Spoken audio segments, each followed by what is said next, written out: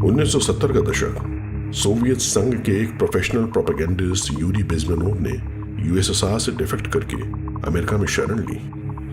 KGB ने पूरी दुनिया में कम्युनिस्ट आइडियोलॉजी फैलाने के लिए जो भयावह तरीके इजाद किए थे, बेज़मेनोव ने वो सभी राज दुनिया के सामने खोले। उस प्रोसेस का नाम था आइडियोलॉजिकल सबवर्शन। सबवर्शन की बात दुनिया के सामने भले ही 1970 में आई, पर उन टेक्निक्स का इस्तेमाल विश्व के कई साम्राज्य हजारों सालों से करते आए हैं। ब्रिटिश साम्राज्य भी उनमें से एक था। इस्लामी लुटेरों से कहीं ज्यादा शातिर ब्रिटेन्स ने 200 साल तक भारतीयों को ही अपना एजेंट बनाकर भारत पर शासन किया। लुटेरों के इरादे तो समझ आती हैं, पर ये भारतीय कौन थे जिन्होंने अंग्रेजों का साथ दिया? उन लोगों ने ऐसा क्यों किया?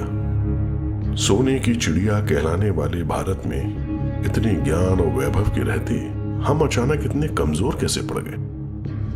हम दूसरों से नहीं बल्कि अपनों से हारे। जो इतिहास हम सबको बताया गया है, ये वो कहानी नहीं है। ये कहानी है भारत के सच्चे इतिहास की, भारत की आइडियोलॉजिकल सबवर्जन की।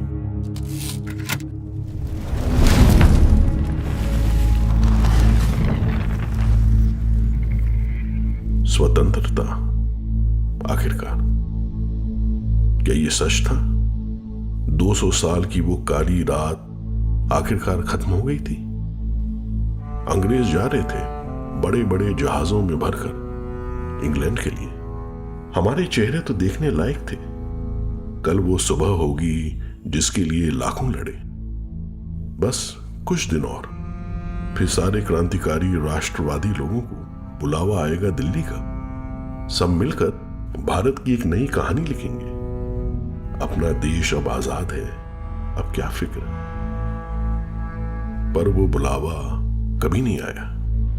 बंद दरवाजों के पीछे न जाने किन किन समझौतों पर साइन किए गए। फिर अचानक से शोर हुआ कि 10 हफ्तों में देश हिंदू मुसलमानों में बांट दिया जाएगा। जिस सिंधु सरस्वती की गोद में हमारा जन्म हुआ था, कुछ ईसाइयों ने हमसे वो छीन ली। हिंदू मुसलमान एक दूसरे को काट रहे थे। लाशें गिनने वाला कोई नहीं था। मगर अपने नेता क्या कर रहे थे? इन सब ने गोरों को ये करने क्यों दिया? इन सब से बहुत दूर वॉइसरॉय आवास पर उस शाम शैंपेन खुली। माउंटबेटन ने इंडिया के नाम टोस्ट किया। नेहरू जी ने हंसते हुए जाम उठाया और कहा, टू किंग जॉर्ज VI। हमें लग रहा था कि 1947 में गोरे साहब चले जाएंगे। हम गलत थे। कुछ साहब ऐसे भी थे जो कभी गए ही नहीं।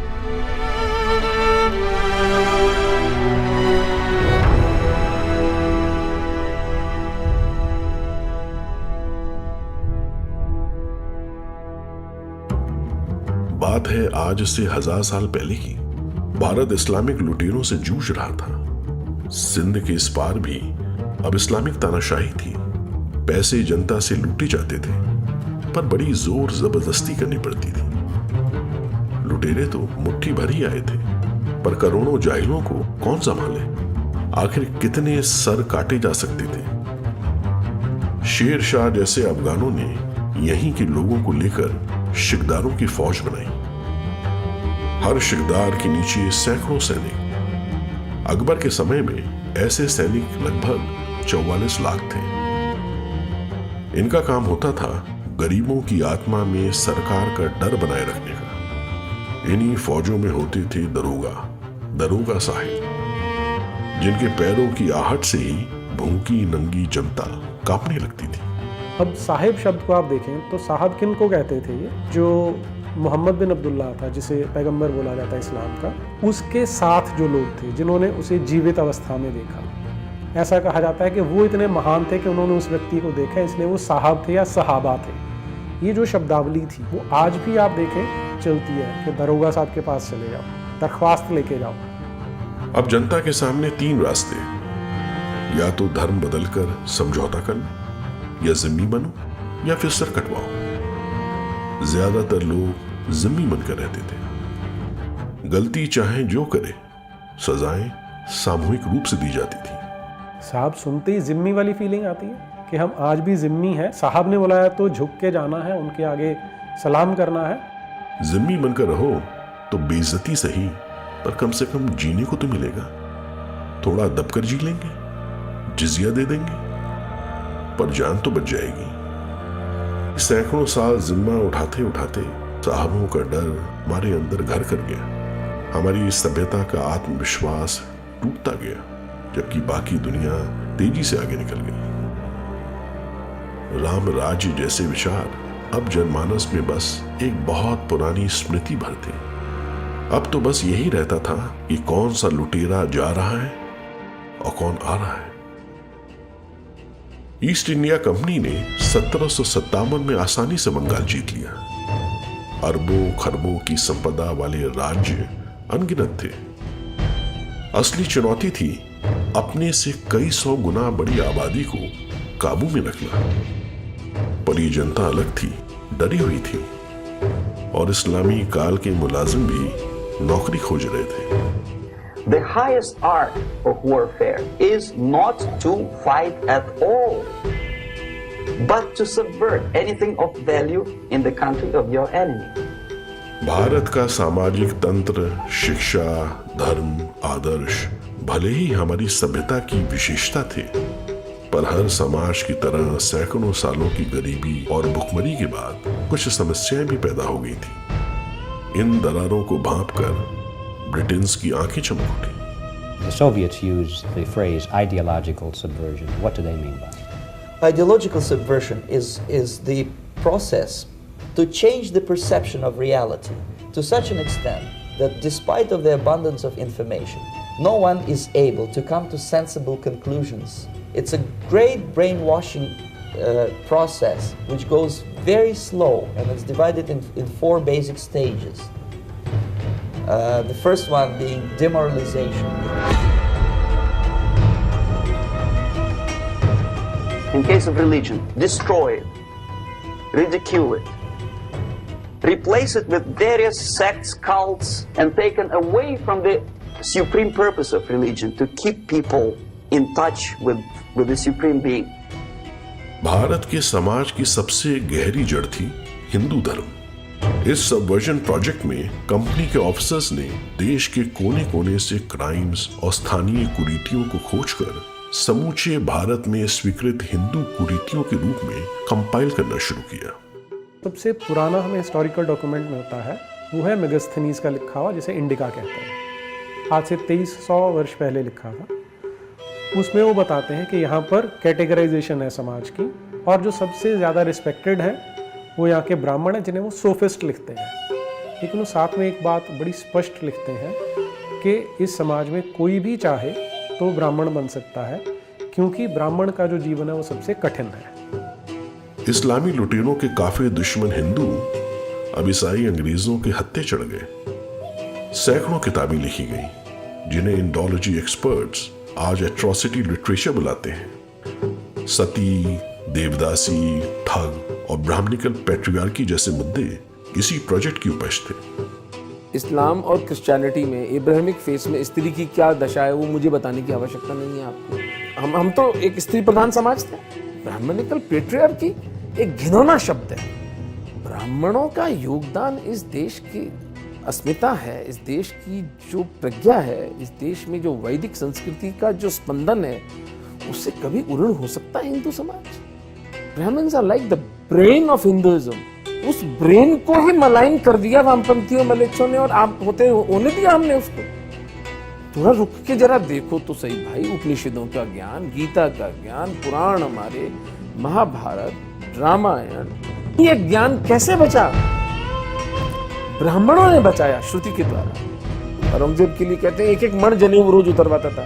किसके उतरवाता था? ब्राह्मणों के उतरवाता था। अगर ब्राह्मण इस देश में धर्मांतरण कर लेते तो हिंदू धर्म बचता? राजपूत लड़ पाते? किसके लिए लड़ते राजपूत? लैटिन और अंग्रेजी बोलने वालों ने गूढ़ हिंदू ग्रंथों को गलत सही ट्रांसलेट किया। कंपनी के इन साहबों ने भारतीय सभ्यता को एक खिलौने की तरह ऊपर नीचे से घुमा घुमा कर देखा, समझने का नाटक किया और मास प्रिंटिंग की टेक्नोलॉजी से खूब भ्रांतियां फैलाई। Distract people attention from the real religious organizations with fake organizations. And it always starts with Ram Mohan Roy as the founding father of this neo-Hinduism. Ram Mohan Roy was an employee of the East India In Calcutta. in Calcutta. The allegation is that he started Hinduism with his own hodgepodge, what we call khichdi, a mixture. He started this thing, what today we would say is a muddled up sameness idea. The British had been talking all these things, but now for the first time is a very powerful, eminent, highly regarded, gentleman from India, an elite selling out. And he converted to the Unitarian Church. I mean, this is the typical sucking up to these guys, I'm so grateful, come and help us, we are not civilized, you please help us out and all that. Prototype brown side. इस subversion में company को राजा राम मोहन रॉय जैसे कई उत्साही भूरे साहब मिले, जिन्हें आज की तरह ही मान्यता और सम्मान का लालच देकर अंग्रेजों ने इस्तेमाल किया। हाल ये था कि 1833 में राजा राम मोहन रॉय के निधन के बाद उन्हें ईसाई पद्धति से इंग्लैंड में दफनाया गया। There obviously in every society there are people who are against this society. The moment all these movements will be directed in one direction, right?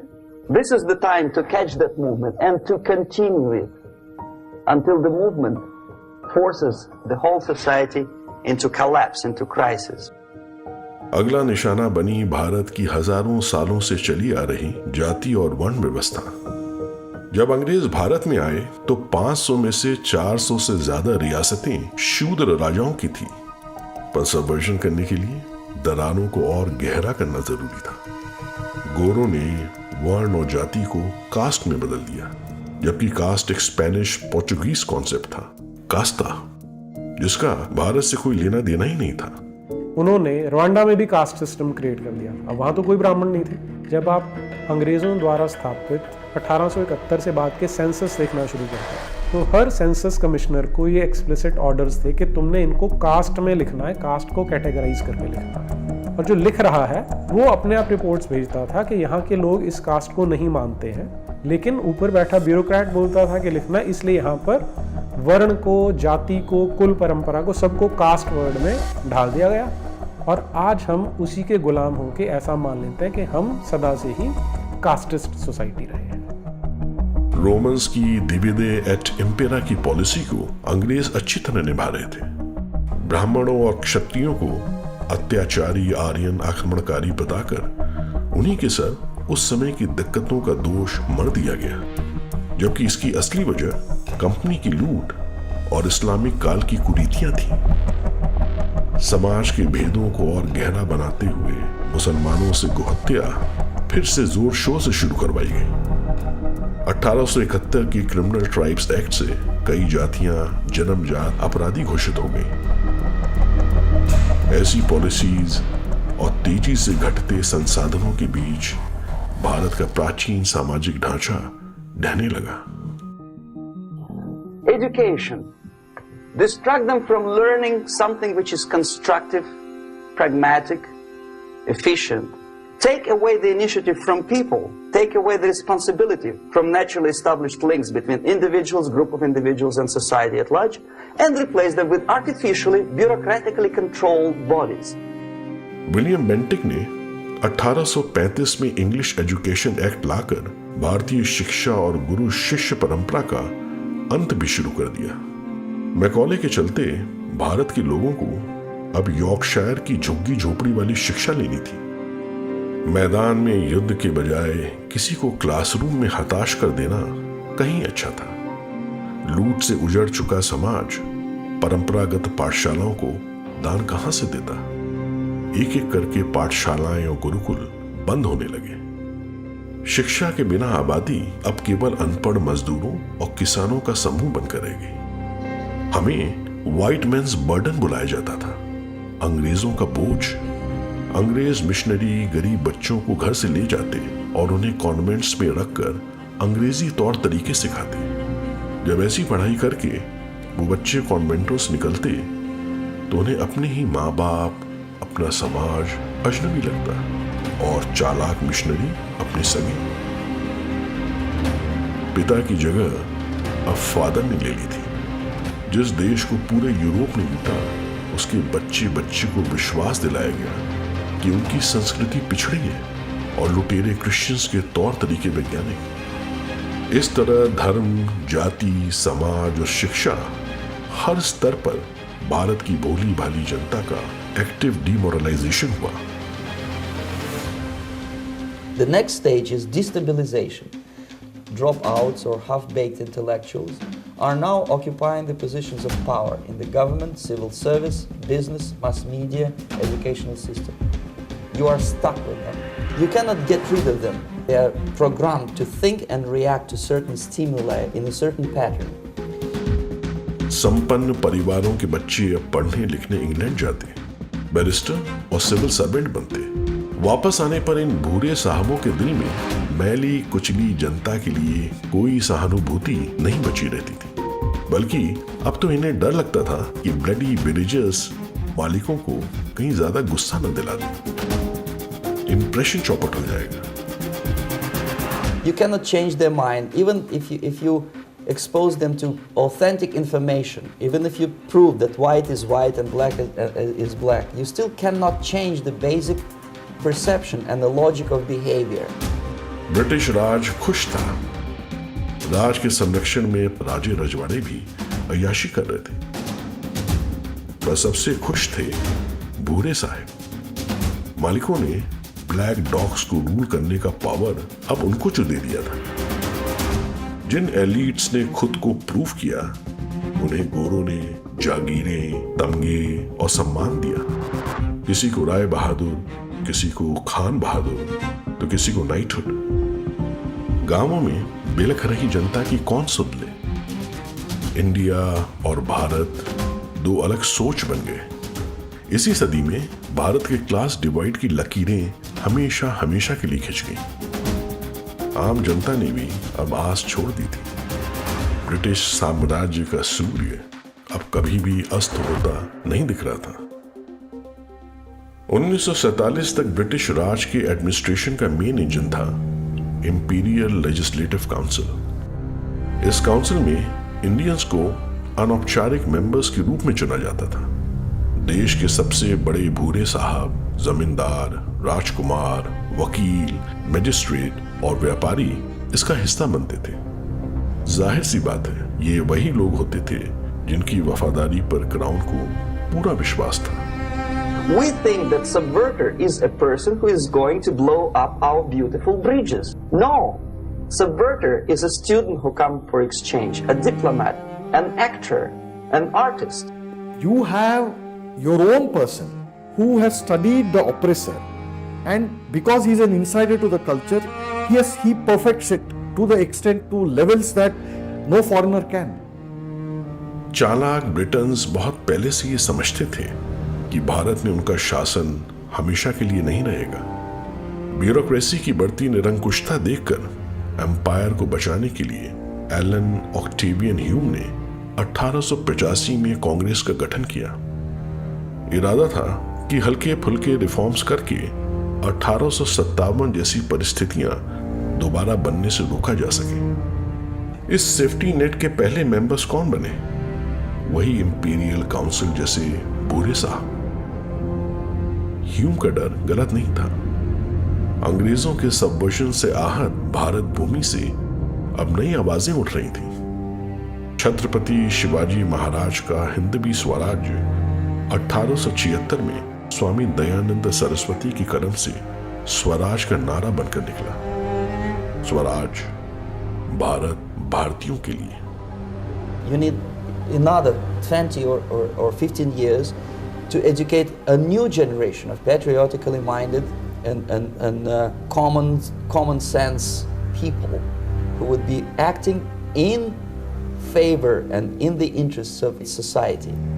ये आग अंदर ही अंदर पूरे देश में फैल रही थी। बाल गंगाधर तिलक, श्री अरविंदो, बिपिन चंद्र पाल जैसे दार्शनिक उभरे। राष्ट्रवादी विद्वानों के स्वदेशी शोध को पढ़कर नई पीढ़ियां डिमोरलाइजेशन से इम्यून होने लगी। भविष्य के महान क्रांतिकारी किसी विचारधारा के प्रभाव में पड़े हुए समय की करवट को भांपते हुए इंपीरियल काउंसिल के जेंटलमैन अब कांग्रेस में अटेंडेंस बढ़ाने में लगे। आलिशान बंगलों और तबकों के महान बलिदान का प्रचार करके अब भूरे साहब कुर्ता पैजामा पहनकर स्वतंत्रता सेनानी बन गए। On that stage, students are being sent back, or if they were already in the country, which is the object of subversion, they spring to action. The sleepers go up. एक भयानक तूफान उमड़ रहा था। आजादी की लड़ाई में उग्र देशभक्त क्रांतिकारियों के साथ इंपीरियल काउंसिल के भूरे साहब भी घुल मिल गए। अंग्रेजों के लिए भी ये अच्छी खबर थी। They slept for 15 to 20 years. Now they become leaders of groups, preachers, public figures. They actively include themselves in the political process. इनमें सबसे आगे था इलाहाबाद का अत्यंत धनी और प्रभावशाली नेहरू परिवार और उसके संरक्षक मोतीलाल नेहरू। अंग्रेजियत नेहरू परिवार के खून में थी। 1911 के दिल्ली दरबार में वीआईपी ट्रीटमेंट हो, चाहे सिविल लाइंस की आलीशान पार्टियां, अंग्रेजों ने कभी मोतीलाल को उनके भूरेपन का एहसास नहीं होने दिया। मोतीलाल का नाम किताबों और फिल्मों में महान स्वतंत्रता सेनानी के तौर पर मिलता है, पर ऐसी कौन सी स्वतंत्रता के लिए वो लड़ रहे थे कि अंग्रेजों कितने चाहते थे। प्रसिद्ध बैरिस्टर मोतीलाल शायद ही कभी किसी क्रांतिकारी का मुकदमा लड़ने के लिए खड़े हुए। राम प्रसाद बिस्मिल और अशफाकुल्ला खान को काकोरी कांड में फांसी की सजा मोतीलाल के रिश्तेदार और मित्र जगत नारायण मुल्ला ने दिलवाई। मोतीलाल जी बेटे के कैरियर से ज्यादा चिंतित थे। बेटे की पढ़ाई खत्म होने के पहले ही मोतीलाल ने बड़ी सफाई से खुद को कांग्रेस का किंग मेकर बना लिया। भारतीय जनमानस के सबवर्जन में अनजाने ही सही, लेकिन मोहनदास करमचंद गांधी की भूमिका को नकारा नहीं जा सकता। Among the lot of freedom fighters who fought for India's independence, Gandhi was identified as the least threatening. Okay, so he turned the entire direction of the freedom struggle. Plus, he had a mass following. At all strata of the society, you have to give it to him. He had a mass following which no other leader had. अगर किसी ने गांधी का हिंद स्वराज पढ़ा हो तो वो ऐसी अजीब सी किताब है कि वो उसमें खुद से सवाल पूछे जा रहे हैं, खुद से उसके उत्तर दिए जा रहे हैं। उसमें उनकी अहिंसा की एक बड़ी अजीब सी अवधारणा है जिसमें ये कहा जाता है कि चोर को मत मारो। क्यों? क्योंकि मान लो तुम्हारा पिता ही तुम्हारे घर में चोरी करने आ जाए तो क्या उसको मारोगे? अब आप इस लॉजिक की कल्पना मैं तो नहीं कर सकता। इस तरह का लॉजिक जो है वो गांधी जी ही दे सकते थे। 1928 में मोतीलाल ने गांधी से सोर्स लगवाकर बेटे जवाहरलाल नेहरू को कांग्रेस अध्यक्ष बनवा दिया। यहीं से कांग्रेस में परिवारवाद की परंपरा का शुभारंभ भी हो गया। Gandhi ji described Jawaharlal Nehru as pure as crystal, truthful beyond suspicion, and said, "The nation is safe in his hands." Nehru एक सच्चे भूरे साहब थे।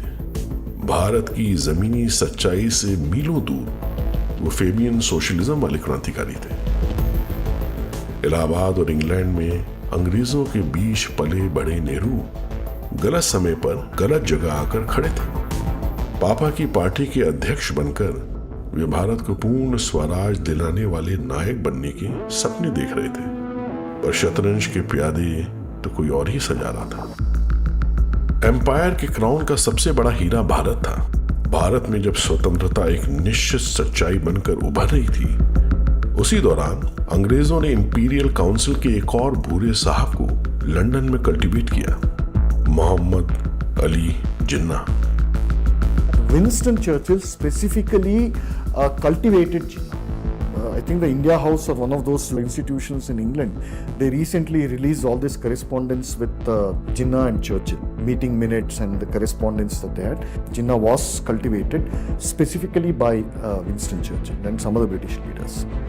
15 years ago, he did his dirty job and nobody cared. Now he makes it a political issue. He demands recognition, respect, human rights, and he rallies a large group of people. And there are violent clashes between him and police, his group and ordinary people. That is destabilization. Now the root of the Dravidism has been set.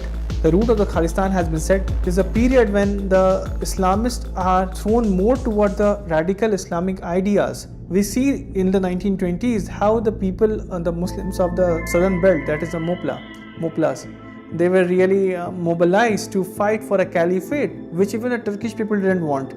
Then comes the era of the communists in the 1940s when they spoke about the splitting of the various factions wherever there is a Muslim majority. So there were a lot of things which were happening, a lot of movements, a lot of separatist idea which were really brewing more and more in India. जिन्ना और उसके साथियों ने 1945 आते आते भारत की सांप्रदायिक हालात काफी बिगाड़ दिए थे। पूरा देश जल रहा था और कांग्रेस के सभी आंदोलन असफल हो चुके थे। भूरे साहबों ने सही समय पर पाला बदला और नेताजी की प्रसिद्धि की लहर पर चढ़ गए। ब्रिटिश राज ने भूल करते हुए आजाद हिंद फौज के ऑफिसर्स पर देशद्रोह के ट्रायल्स शुरू किए। आजाद हिंद फौज के जवानों के लिए पूरा देश एकजुट हो गया। सिविल वॉर की आग नेताजी की प्रसिद्धि के आगे फीकी पड़ गई और उल्टा राज ही निशाने पर आ गया। खतरा महसूस करते हुए राज ने जिन्ना को आगे बढ़ाया। अब समय था सबवर्जन के अंतिम चरण का, crisis. This civilization process usually leads directly to the process of crisis. It may take only up to 6 weeks to bring a country to the verge of crisis. Gandhi ने 1928 की अपनी गलती फिर से दोहराई, जो इस बार पूरे भारत को महंगी पड़ने वाली थी। करोड़ों लोगों के बलिदान से आजादी की लड़ाइयां अब अंतिम चरण में थी। जो भी अब कांग्रेस का अध्यक्ष बनता, आजाद भारत के प्रधानमंत्री का पद भी उसे ही मिलता। और सबके प्रिय नेता थे Sardar Patel. There were 15 Congress state parties. Out of 15, 12 elected Patel. Not even one gave any vote to Nehru. जनता चाहे बोस को चुने या पटेल को, आगे वो हमेशा नेहरू को ही खड़ा पाती थी। भूरे साहब को the last English man to rule India जो बनना था। The population at large is looking for a savior. Population is sick and tired already. A savior comes and says, I will lead you. Who is half-baked intellectual, sometimes graduated from Harvard University or Berkeley. Direct action day, Jinnah ने डंके की चोट पर हिंदुओं का नरसंहार किया। पूरा देश सिविल वॉर में धधक उठा। आईबी के डायरेक्टर का लंदन को एक secret note, the game so far has been well played. Netaji के समर्थन में सशस्त्र सेनाओं का विद्रोह भारत में रह रहे सभी अंग्रेजों के लिए जान का खतरा बन गया। क्लेमेंट एटली ने भारत छोड़ने की तारीख तय कर दी, जून 1948। अमेरिका ने कम्युनिज्म और साम्राज्यवाद को खत्म करने की अपनी नई फॉरेन पॉलिसी की घोषणा की। खरबों के उधार में दबे ब्रिटेन के पास बिग डैडी अमेरिका की बात मानने के अलावा और कोई चारा नहीं था। यूएस और ब्रिटेन का एक नया जियोपॉलिटिकल इंटरेस्ट जन्मा, भारत का पार्टीशन। आनंद फानन में डिकी माउंटबेटन को इंडिया का वॉइसरॉय बनाया गया। उसे एक फाइल मिली जिस पर लिखा था operation mad house. Nehru Mountbatten से शिमला में मिले। डिकी ने नेहरू को ट्रांसफर ऑफ पावर का पहला प्लान दिखाया, प्रोजेक्ट बैल्कन। भारत के निर्दयी पार्टीशन का प्लान देखकर नेहरू साहब बिल्कुल घबरा गए, पर मशोबरा की वादियों में उनकी खास दोस्त एडवीना ने उनको संभाला और अंत में राजी करवा दिया। He comes back to his country and he thinks that he knows the answer to all the social economical problems. Mountbatten ने अचानक घोषित किया कि ट्रांसफर ऑफ पावर जून 1948 की बजाय 15 अगस्त 1947 को ही हो जाएगा। बस 10 हफ्तों में सब भौचक्के थे। उसी दिन शाम को भारत का विभाजन रेडियो पर अनाउंस हुआ। मुसलमान और हिंदुओं में दंगे शुरू हो गए। स्वतंत्रता संग्राम का संवर्षन साहिबों को माध्यम बनाकर अब पूरा हो गया था। So we have two alternatives here. Civil war and invasion. Civil war शुरू होने के कुछ घंटे पहले लॉर्ड माउंटबेटन ने शैंपेन खोली और इंडिया के नाम टोस्ट किया। नेहरू साहब ने जाम उठाया और कहा to King George the sixth. The time bomb is ticking. With every second, the disaster is coming closer and closer. आधी रात को अचानक से दिल्ली में ढोल ताशों का शोर हुआ। घर में खुशी से उछल रही अपनी बेटी को देख वॉइसरॉय के एडवाइजर वीपी मेनन ने आह भरते हुए कहा, हम सबके सबसे डरावने सपने तो अब सच होने वाले हैं।